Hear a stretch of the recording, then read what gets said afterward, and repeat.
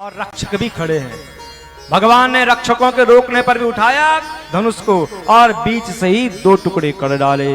बिगड़ गए रक्षक मारने के लिए आते हैं तो भगवान ने धनुष के टुकड़ों से ही उन सैनिकों को मारना प्रारंभ कर दिया। और यज्ञशाला से बाहर निकल आए, मथुरापुरी को देख रहे हैं। जब सूर्यास्त हो गया सब अपने ग्वाल बाल भगवान श्री कृष्ण अपने डेरे पर चले गए। कंस को रात भर नींद नहीं आई।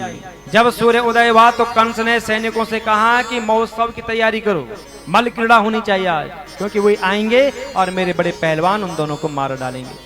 राज कर्मचारियों ने रंगभूमि को खूब सजा दिया।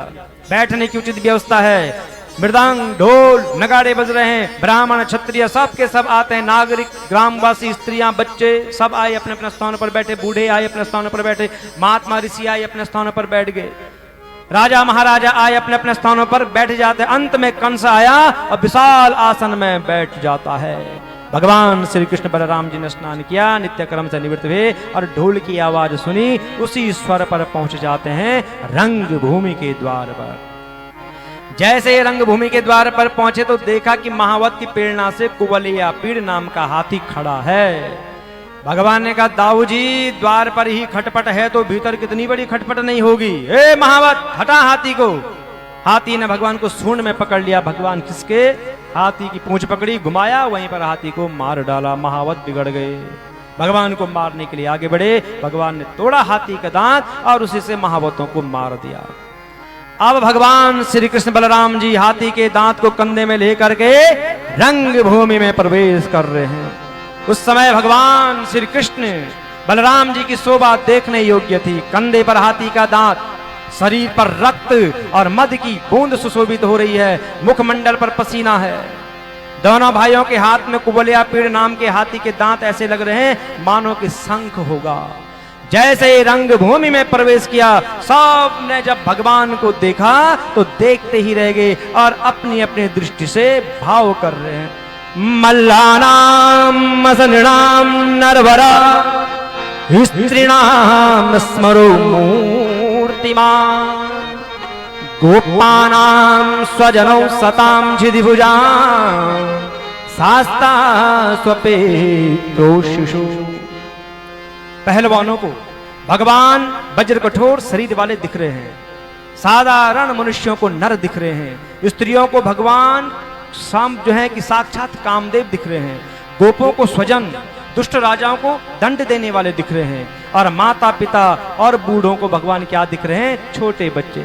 मृत्युर्भोजपते विराट विदुषा तत्त्वं परम योगिना विष्णीनाम परदेवतेति विदितो रंगम गतः साग्रजा। और कंस को साक्षात अपनी मृत्यु दिख रही है और महात्माओं को अपने इष्ट दिख रहे हैं और यदुवंशियों को परम तत्व दिख रहे हैं। जाकी रही भावना जैसे जाकी रही भावना जैसे जाकी रही भावना जैसे जाकी रही भावना जैसे प्रभु मूरति तीन देखी तैसी प्रभु मूरति तीन देखी तैसी प्रभु मूरति तीन देखी तैसी प्रभु मूरति तीन देखी तैसी प्रभु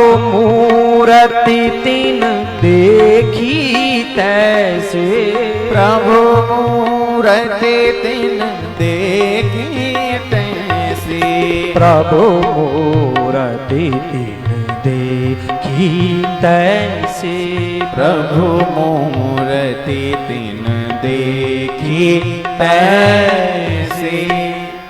दर्शकों में चर्चा हो रही थी, अखाड़े में तुरही मृदंग बज रहे थे। उस समय चाणूर ने भगवान कृष्ण को और मुष्टिक ने बलराम जी को संबोधित किया, आओ जरा अपने राजा को प्रसन्न करें, दो दो हाथ हो जाएं। भगवान ने कहा आजा भैया। फिर मल क्रीड़ा होती है। भगवान श्री कृष्ण चाणूर मुष्टिक कोट सल तोसल सबको मार डालते हैं।